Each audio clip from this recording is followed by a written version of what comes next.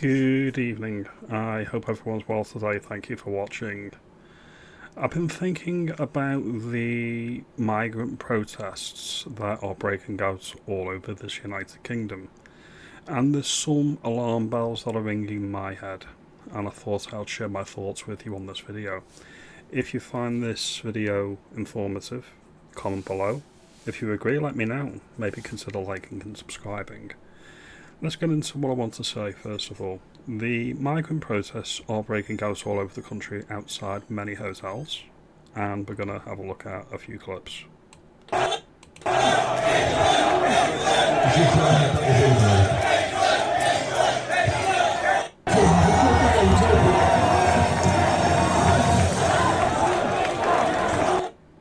So there we go.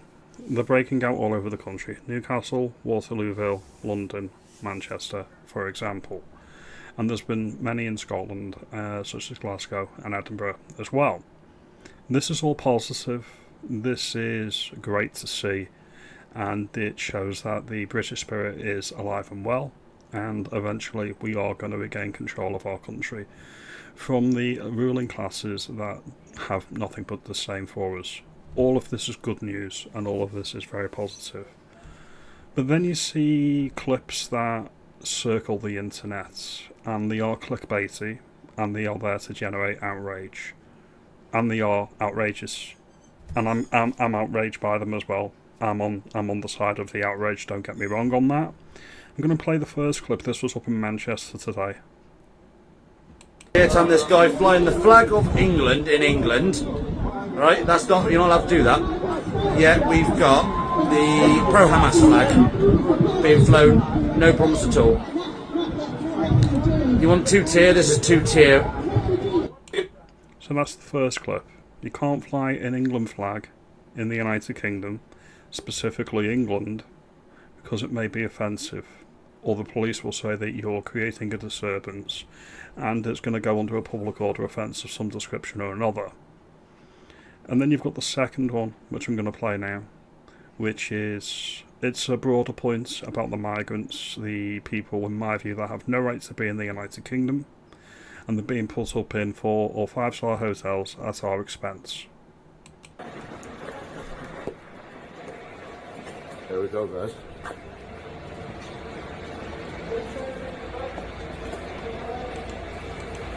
The time is 1:33. This was 1:33 this morning. They do it under the cover of darkness, and they put all of these fighting age men into 4- or 5-star luxury accommodation that we're all paying for. Maximum outrage guaranteed, which is why these protests are kicking off all over the country. The 1st of August.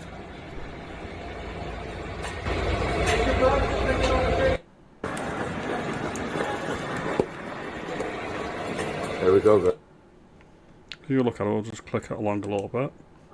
Fighting age men, all undocumented. We have no idea who they are, where they come from. We're meant to take it on our good humour and the grace of God that they're not going to do us any harm. And they're just here for the freebies.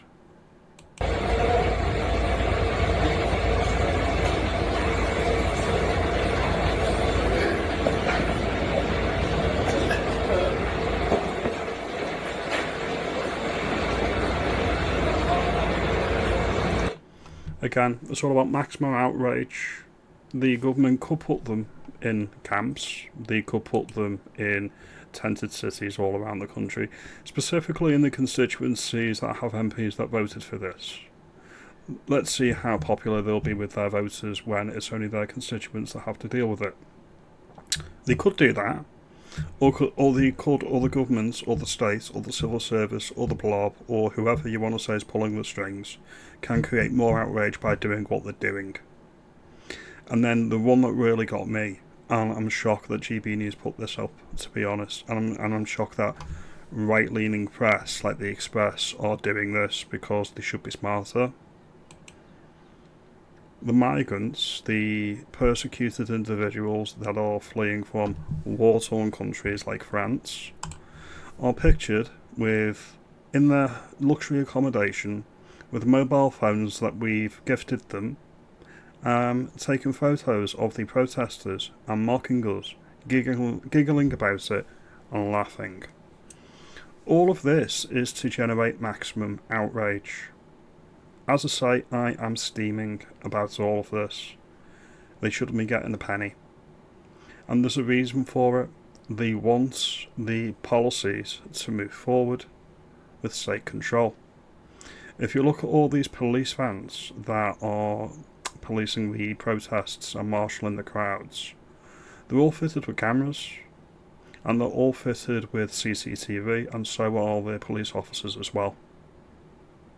Where do you think that data is being collected? What do you think they're going to do with that data when they have it? Why do you think the online safety bill is a thing? It's not about keeping kids safe, it's about making sure that they can record your every detail. Your mobile phone is a GPS tracker.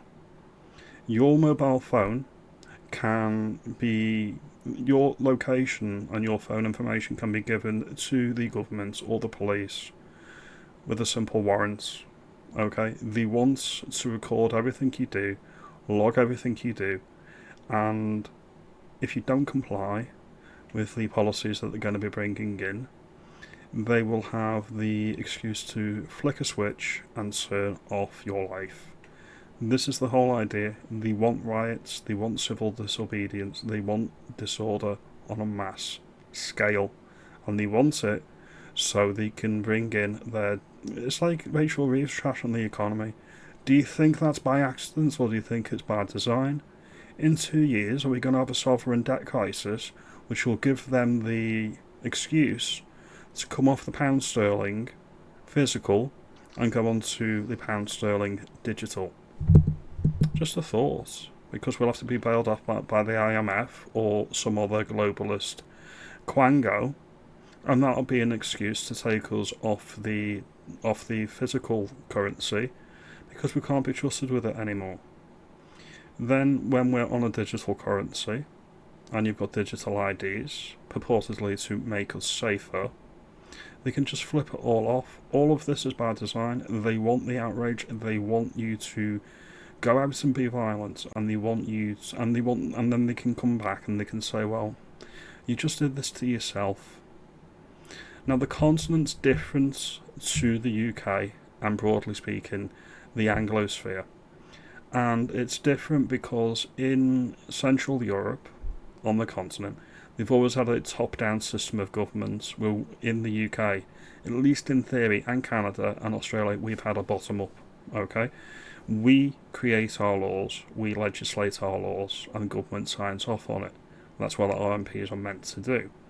And that's why there's been a huge kickback from anything from the globalist side, such as the EU, such as pro-open borders policies, because all of this is top-down. You think Keir Starmer's pulling the strings on the migration? You're gravely mistaken. It's far, far, far above his pay station. Why do you think we had like 5 or 6 separate Tory Prime Ministers since 2010? Because they'll just rotate out a Prime Minister and put another one in, because they're just an empty suit.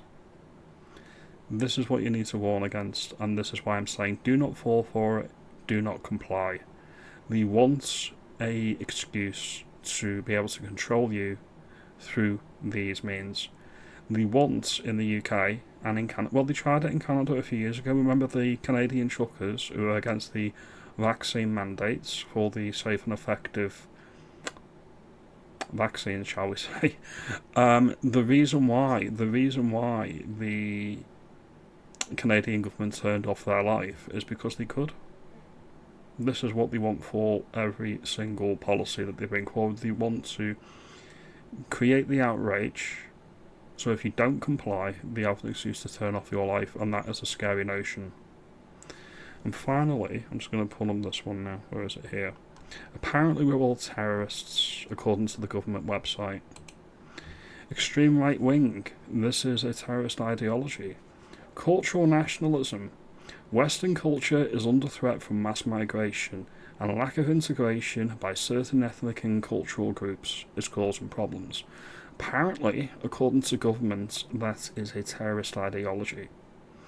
Ethno-white nationalism. Mass migration from the non-white world and demographic change poses existential threats to the right race and Western culture. Apparently, if you believe that, you're a terrorist. White supremacism. The white race is biologically and culturally superior to other races. An alternate form of government, ranging from the fascist regimes to ethno-tribalism, would replace Western parliamentary democracy. So if you believe or subscribe to any of those points according to the government, you are a terrorist. They want an excuse, they want a reason to make sure that they can come down on people who have perfectly safe and legal views, terrorists and extremists, and they want to have a top-down system of government like they've got on the continent. I'm going to get some pushback on me saying that we've got a bottom-up system of government in the UK. I want to be clear, that's what it is in principle. That doesn't mean we're a 1,000-year-old country and there's about 95 to 98% of our laws that shouldn't be on the statute books, or what you're stifled by over-regulation. But the principle remains the same. They want a central government and they want central control of your entire life. They are stoking these tensions. Literally, red rag to a bull, put them in hotels, give them all the free stuff, try to incite violence, bus in the counter-protesters, make sure everyone's on camera, do some really silly things like say you can't wave a St. George's flag in England. They're doing this all the time and they're trying to create that spark. They want riots. Do not fall for Starmer's plan. Do not take the bait. That would be my advice. If you're going on any of these protests all over the United Kingdom, stay peaceful, do as instructed, do not give them any reason to use force. Now, if you like this video, make us aware, comment and subscribe. If you think I'm being completely too cautious, again make me aware. I want to create a community with different opinions and views. I may not be right, this is just my feeling. I appreciate your time as always. Have a good evening and stay peaceful.